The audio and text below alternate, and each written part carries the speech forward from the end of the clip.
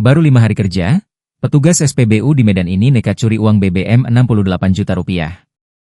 Tengah beredar video yang memperlihatkan rekaman CCTV aksi pencurian uang yang dilakukan oleh petugas SPBU viral di media sosial. Berdasarkan informasi yang dihimpun, kejadian tersebut terjadi di SPBU Jalan T. Amir Hamzah, Kecamatan Medan Helvetia, Kota Medan pada Minggu, 27 April 2025. Video viral tersebut salah satunya diunggah oleh akun Instagram Medan Chat.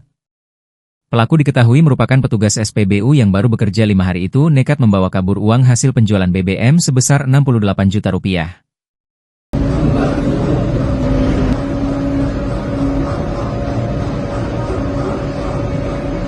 Tidak hanya mencuri uang, pelaku juga diketahui mengambil semua dokumen identitasnya dari lemari kantor agar tidak terlacak.